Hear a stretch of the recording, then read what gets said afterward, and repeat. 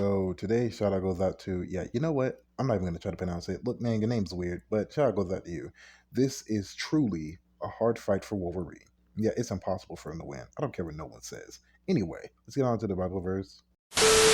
Confirming the souls of the disciples and exhorting them to continue in the faith, and that we must, through much tribulations, enter into the kingdom of God. Acts 14:22. So we're back with another video of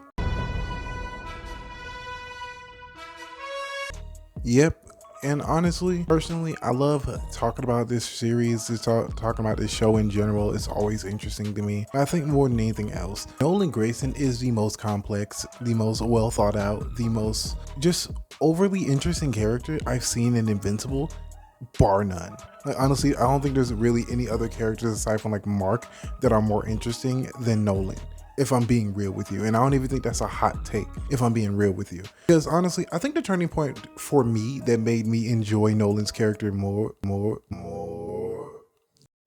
the most would have to be when he was bonding with Oliver during the months of Mark's recovery after the battle with Conquest, and actually, when he Conquest. Yeah, I know, crazy. So seeing that, I'm just like, damn, okay, we're gonna get some screen time with Nolan and Oliver. Cool. They didn't even really skip over it. They showed a lot of their conversation, like just overall showing Nolan being a father to Oliver was just fascinating to see, because you see, for the most part, he doesn't do anything too dissimilar to how he does Mark. He still treats Mark the same and he still treats Oliver the same. The only difference is one is younger, so he does have a bit more grace with Oliver. He tries to understand Oliver's understanding a bit more, and realistically, Oliver does have a lot more in common with Nolan, and I think they show that perfectly with their bond and how they go about each other, because honestly, they get along perfectly. Like, they're both alien species. They both have an interesting taste in women. As far as that being said, yeah, they talk about it, as far as like Terlestria, and they set up a relationship with Oliver and his shrimp girlfriend or whatever this thing is. Bro, I don't get it. Nolan, bro, listen to me. I genuinely don't get it. Like, bro, it's a bug, gang. It's a giant bug. Like, why? Like, I'll give you one thing with the Flaxens. What? But I'll give you one thing as far as like, the crickets. Like, that's fine. They're crickets, but they at least look, breedable, for lack of a better term. But a shrimp? Oh, come on, bro. No curve in sight. Stop it. Bro, stop. I get it. They're both aliens, but come on. Stop. Anyway, moving past, I'm pretty sure they were eating something similar to these creatures. You know what?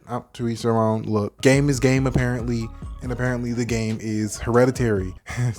Jesus. But aside from that, yeah, no, their relationship is interesting. I enjoy their little dynamic, and more importantly, it showed a lot of like Nolan's growth as a father and as a character, because the mistakes he made with Mark, he just doesn't make with Oliver. Like, he's just so much more invested in their character.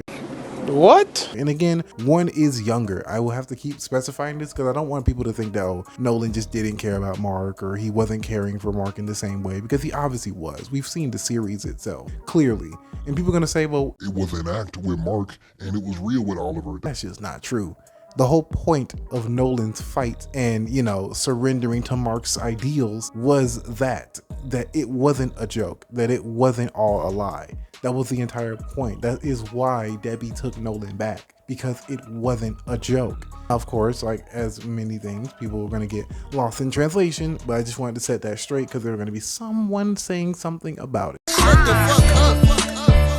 God damn, nigga. Other than that, yeah, it is just an interesting dynamic seeing these two interact, and just overall seeing him interact with all three of them. Seeing Oliver, Nolan, and Mark just do things together as a father-son team is literally the best part of the series to me.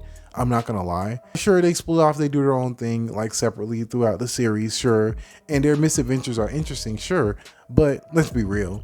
We're here for the group effort. We're here for Nolan, and we're here for Mark, and we're here for Oliver. Clearly, that's what we're here for. So anything else involving that is just going to be like filler for me personally. But yeah, I think for the most part, I can get behind the idea of Nolan being one of the best characters because they show so much of his character in his interactions with Oliver, showing the growth he's came through, showing what he's overcome, etc., etc. The list goes on. And just again, his maturing as a parent. Again, it's just so wholesome. Like honestly, their conversation is just the focal point of this video because again, you don't see too much of this version of Nolan. You know, for the most part in the series, he's either horror farming to the upteenth degree or, you know, a villain. So it's not really much as far as that too much. So getting a lot of downtime with these characters, just being characters, is literally the best part for me. Honestly, I love that part about Invincible. I think that's one thing about the comic does well. And I think that's why the comic is so good. I have literally reread this series a total of 3 times, more counting the research for this video. So just overall, I can't get enough of it. Like honestly, I enjoy reading it over and over again, and I could read it over and over again 1,000 times, even when I think I get bored with it. And it's honestly because again, the characters are just that well done. Honestly, the world building is just perfect. But I think for me, yeah, Nolan is the best character in Invincible. Even his death, his passing, was so emotionally resonant for me. Like the way he talks to Mark, the way he's just laying out his testimony for him to hear. He's like, you've done so much for us already. You've changed me. Please go change them.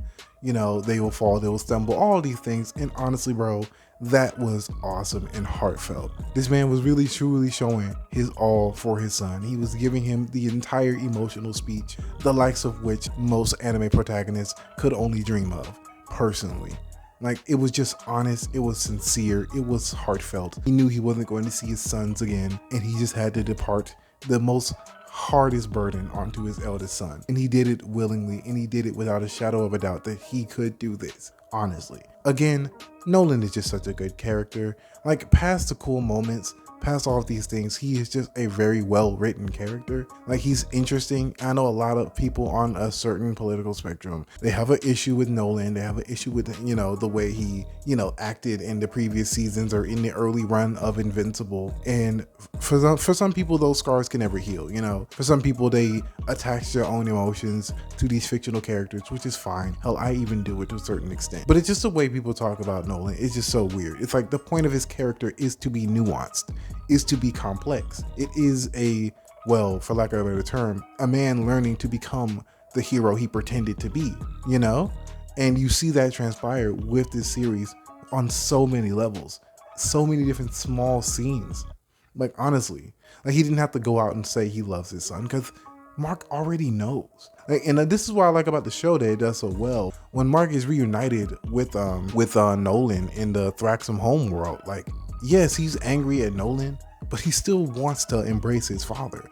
And they show that so well because it's so easy for them to be like, oh, me personally, bro, I would never hug my dad after he gave me an ass beating like that. It's like, come on, be real with yourselves. For the most part, Nolan performed his duties as a father perfectly, and he only snapped like a few months after he got his powers. For the rest of his life, Nolan was just the perfect father, and it was just that. So you can understand why Mark would have conflicting feelings.